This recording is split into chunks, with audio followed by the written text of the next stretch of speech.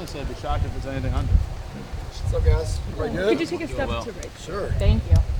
Put like an X down there for you guys. Yeah, no doubt. Questions? How confident, how ready do you feel that you guys are ready for a game in 10, 12 days? I feel good. I think we've had a really good fall camp. Guys have really grasped, the identity of our offense, which starts with running the football, being physical up front. And then guys have been making plays. It's been really exciting to see, our one group, 1A, 1B group going out there and playing and doing it how we want it to be done. What were your biggest takeaways from the offense in the two scrimmages you've had? Yeah, I think you just want to see growth each time and guys improving. And our big thing is DBO, don't beat ourselves. And what does that look like? That looks like pre-snap, just getting aligned correctly, seeing the formation, false starts, stuff that we can control, we have to control. So I think from the start of fall camp to now, we're in a much better place. And over these next 2 weeks, it's just about sharpening our craft and really zoning in on what we're going to do offensively in the game, which it really comes down to running our stuff, dressing up a million different ways, and just going out and let the kids play free. One thing coaches talked about a lot is tempo for you guys, tempo of operation, but then just tempo of play too. How'd you describe kind of the evolution the last few weeks? Yeah, I mean, we have a variety of different tempos in our offense, so we like to mix and match those. But just like anything, offense takes time, and it's always, about literally the things that we can control, which is getting set, seeing the signal, and going and executing our assignments. And like you guys know, when one guy messes up on offense, it tends to ruin an entire play. Whereas, not to say that defense is the same way, but one guy can get in a gap he wasn't supposed to, make a TFL. So offense is all about unity, guys working together, and really proud of our group, the way that we've grown. Talking about the best OC in the nation right here. Yeah. My goodness. Yeah, this guy. Guys make it hard on us. Really good defensive coaches. But, I'm really proud of where we're at. We're not where we need to be just yet, but I think we're trending that direction.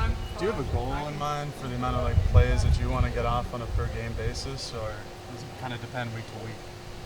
Yeah, I mean, the clock rules have changed, right? Like now it's more NFL style until 2 minutes are left.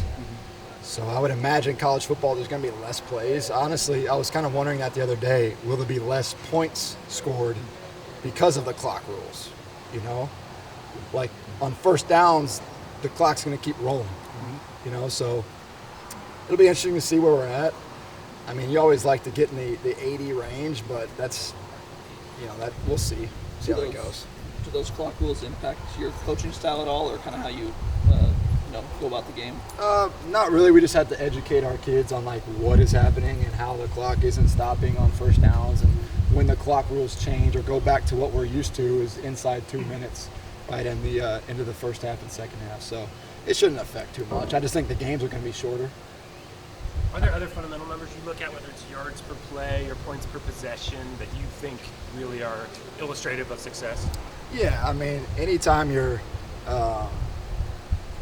able to score on every possession, whether that's obviously we want to score touchdowns, but we want to come away with points on every possession and just maximize those possessions as much as we can. But we have goals. I mean, ultimately the goals I look at are explosive plays on offense and broken tackles, and also winning the turnover margin. I think those are the key.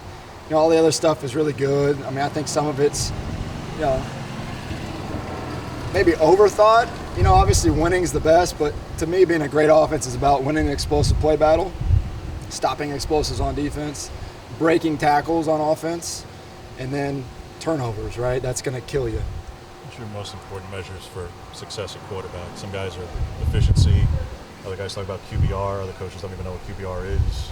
What are some of the completion percentage? What are the things that stand out most? Yeah, I mean, a goal for our unit would be, a 70% completion passer. That's usually upper echelon of college football, and it can be done. Bo did it last year. Yards, I mean, that just all depends on the game. I think that can be overblown, but definitely completion percentage is huge.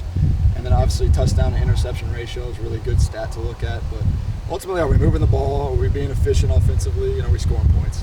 What's the competition behind Bo been?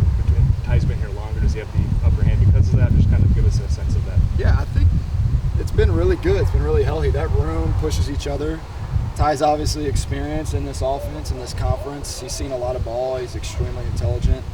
He's taken major strides this fall to put himself in a good position to be, the next man up. But Austin Novosad has definitely pushed him. And from where Austin got here in the spring, newcomer to college football, the speed of the game's different. The verbiage is different to where he is now. He's leaps and bounds improved from day one of spring ball. I'm really happy about his progress, and can't wait to see what happens. How solidified do you feel the offensive line is, assuming everyone's healthy once you get to game week Saturday? How solidified do you feel the 5 are at this point? I think we can roll 8 deep. I really do. And as you guys know, like early in the year, temperatures are up, so big boys sweat. Big boys get a little tired out there. So the only way to really get into shape is to play real football. Like, we can scrimmage all we want, we can practice all we want, but until we put the pads on, go in Autzen Stadium on the turf with that type of energy is when you really know what you're made of up front. But I feel good about our depth. A lot of guys have played, and there's been some newcomers come on that we're excited about. What about receiver? Do you and Junior have a set number of guys you kind of want to rotate, or does that vary by week? It varies. Every team I've been on has played, 5, maybe 6 guys. Just depends. You have your nucleus of dudes that are going to play the majority of the snaps, but I mean, kind of common sense overrides all rules. A guy runs a go ball and is 40 yards down the field, you'll probably see somebody sub in for a play or two until that kid gets a drink of water and goes back in. So, you like to be able to feel confident that other guys are able to go in and execute. And I think we have a deep room, deeper than what people think in there, with more experience than what you would think with additions of Gary Bryant and Trayshawn Holden, who have played a ton of football. With their additions in particular, we haven't asked a lot about Chris Hudson this camp. He's a returning guy, who's a productive guy.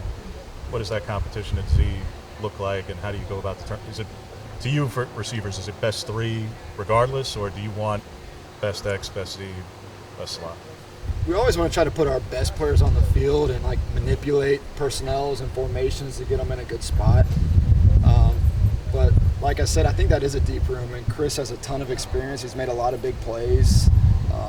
He's played in this conference for a while, and he's a pretty sure-handed kid that when he knows what to do, he can go play fast and provide quality for that room. Jurion missed spring ball. How just his development through the start of fall camp till now? Where's he at right now for you guys? Jurion's had a really good last few weeks. He made some plays in the scrimmage the other day. That was good to see. And again, it's just about when you go from high school to college, I don't care how talented you are, there's a jump.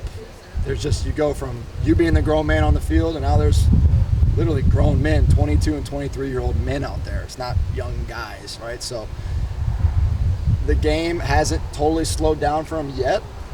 But what I love about Jurion is he shows up, he takes notes, he sits up front, he meets extra with our coaches. He's willing to learn, willing to put in the time, and I think the sky's the limit for that kid.